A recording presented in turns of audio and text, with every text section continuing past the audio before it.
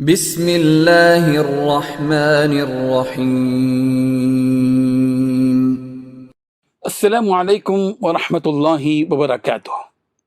الحمد للہ حمدا کثیرا طیبا مبارکا فیہ، والصلاة والسلام علی سید المرسلین محمد وآلہ وصحبہ اجمعین، اما بعد۔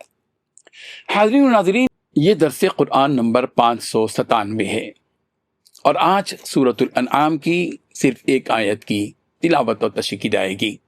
آیت نمبر 114۔ اعوذ باللہ من الشیطان الرجیم، بسم اللہ الرحمن الرحیم۔ افغیر اللہ ابتغی حکما وهو الذی انزل الیکم الکتاب مفصلا والذین آتیناہم الکتاب یعلمون انہ منزل من ربک بالحق فلا تکونن من الممترین۔ صدق اللہ العظیم۔ لفظی ترجمہ یوں ہیں، افغیر اللہ، کیا پھر اللہ کے سوا، ابتغی میں تلاش کروں، حکمن کوئی حاکم، وہو الذی حالانکہ وہی ہے جس نے انزل الیکم نازل کی تمہاری طرف الکتابہ یہ کتاب مفصلہ مفصل، والذین آتیناہم اور وہ لوگ کہ ہم نے انہیں دی الکتاب کتاب، یعلمون وہ جانتے ہیں اس بات کو کہ انہو کہ بلا شبہ وہ منزل نازل شدہ ہے من ربک آپ کے رب کے طرف سے بالحق حق کے ساتھ، فلا تکونن لہذا ہرگز نہ ہو آپ من الممترین شک کرنے والوں میں سے۔ ترجمہ یوں ہے، کہو کیا میں اللہ کے سوا اور منصف تلاش کروں حالانکہ اس نے تمہاری طرف صاف مضامین والی کتاب بھیجی ہے، اور جن لوگوں کو ہم نے کتاب یعنی تورات دی ہے وہ جانتے ہیں کہ یہ تمہارے پروردگار کی طرف سے برحق نازل ہوئی ہے، سو تم ہرگز شک کرنے والوں میں نہ ہونا۔ اس آیت میں 5 باتیں بتلائی گئی ہیں۔ پہلی بات، کیا میں اللہ کو چھوڑ کر کسی اور کو فیصل بناؤں؟ دوسری بات، حالانکہ اس نے تمہاری طرف یہ کتاب بھیجی ہے۔ تیسری بات، جس میں سارے متنازعہ معاملات کی تفصیل موجود ہے۔ چوتھی بات، جن لوگوں کو ہم نے پہلے کتاب دی تھی وہ یقین سے جانتے ہیں کہ یہ تمہارے پروردگار کی طرف سے حق لے کر نازل ہوئی ہے۔ پانچویں بات، لہذا تم شک کرنے والوں میں ہرگز شامل نہ ہونا۔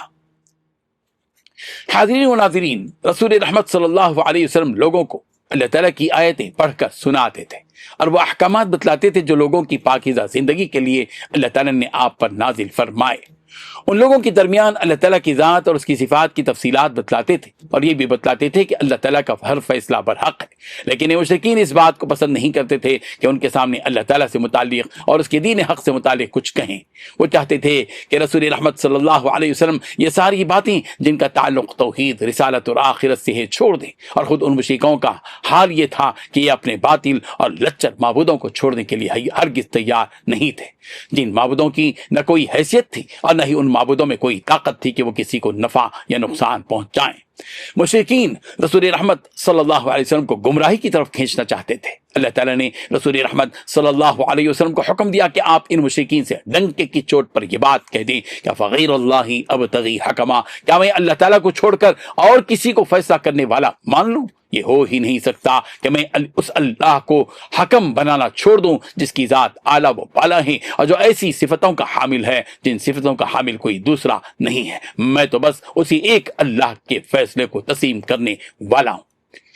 اللہ تعالیٰ کی وحدانیت اور رسول رحمت صلی اللہ علیہ وسلم کی نبوت اور رسالت کا ثبوت 2 طرح ملتا ہے۔ ایک تو یہ کہ وہ الذی انزل الیکم الکتاب مفصلا، وہی ہے اللہ جس نے تمہاری طرف مفصل کتاب نازل فرمائی ہے، ایک ایسی آفاقی کتاب جس میں کامل فصاحت و بلاغت بھی ہے، جو علوم کا سمندر بھی ہے، جس میں ہر طرح کے احکامات کو تفصیل کے ساتھ بیان کیا گیا ہے اور ہر طرح کے عمدہ مضامین اس مقدس کتاب میں بیان کیے گئے ہیں۔ وَلَقَدْ ضَرَبْنَا لِلنَّاسِ فِي هَذَا الْقُرْآنِ مِنْ كُلِّ مَثَلٍ، بے شک ہم نے اس قرآن میں لوگوں کے سامنے کل مثالیں بیان کر دی ہیں۔ اس قرآن مقدس میں حکمت پر مبنی ایسی قیمتی و بے مثال کی باتیں موجود ہیں جن باتوں کو دنیا کا کوئی انسان یا جن یا دیگر کوئی مخلوق لا ہی نہیں سکتی۔ توحید اور رسالت کا ثبوت دوسری طرح یوں ملتا ہے کہ تورات و انجیل جو قرآن مجید سے پہلے نازل کی گئیں آسمانی کتابیں ہیں. یہ کتابیں جن اہل کتاب کو دی گئیں وہ بہتر طور پر جانتے ہیں کہ یہ قرآن مجید تمہارے پروردگار کی طرف سے حق کے ساتھ اترا ہوا ہے. سارے ہی اہل کتاب کو علم ہے اور یقین بھی کہ یہ آخری مقدس کتاب قرآن مجید آسمانی کتاب ہے اور یہ اتری ہوئی کتاب ہے، گھڑی ہوئی کتاب نہیں ہے. ان اہل کتاب کو اس کا بھی علم و یقین ہے کہ محمد عربی صلی اللہ علیہ وسلم اللہ کے نبی اور رسول ہے. سورہ رعد کی آیت نمبر 43 میں بھی اس جانب یوں اشارہ کیا گیا، قل کفی باللہ شہیدا بینی وبینکم ومن عندہ علم الکتاب.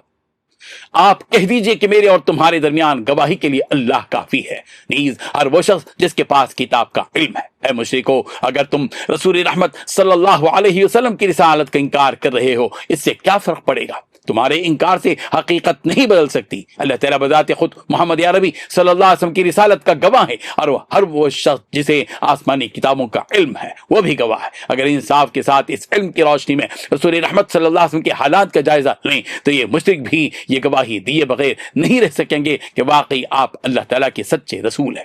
اللہ تعالیٰ یہاں اپنے نبی کو حکم دے رہے ہیں کہ آپ ان مشرکین سے کہیے کہ میرے اور تمہارے درمیان کسی فیصلہ کرنے والے کو تلاش کرنے کی ضرورت ہی نہیں ہے، اس لیے کہ اللہ کے فیصلے سے بڑھ کر کسی اور کا فیصلہ ہو ہی نہیں سکتا اور اللہ کے قول سے بڑھ کر کسی کا قول سچا ہو نہیں سکتا. وہی اللہ ہے جس نے اس قرآن مقدس کو تمہاری طرف نازل کیا ہے جس میں ہر قسم کے احکامات موجود ہیں. اس میں عقائد بھی ہیں، شریعت بھی ہے، آداب بھی ہیں، حدود و اصول بھی ہیں، زندگی کے سارے امور سے متعلق ہدایات و تفصیلات بھی ہیں. تم لوگ میری 40 سالہ زندگی سے باخبر ہو. فقد لبثت فیکم عمرا من قبلی افلا تعقلون. سورہ یونس آیت نمبر 16. آخر اس سے پہلے بھی تو میں ایک عمر تمہارے درمیان بسر کر چکا ہوں، کیا تم عقل سے کام نہیں لیتے؟ فلا تکونن من الممترین، بس آپ شک کرنے والوں میں سے نہ ہو جائیے. یہ بات سورہ یونس کی آیت نمبر 94 میں بھی کہی گئی، لقد جاءک الحق من ربک فلا تکونن من الممترین. یقین رکھو کہ تمہارے پاس تمہارے پروردگار کی طرف سے حق ہی آیا ہے، لہذا تم کبھی بھی شک کرنے والوں میں شامل نہ ہونا. اللہ تبارک و تعالی ان آیات کو سمجھنے کی توفیق عطا فرمائے. آمین. وآخر دعوانا ان الحمد للہ رب العالمین.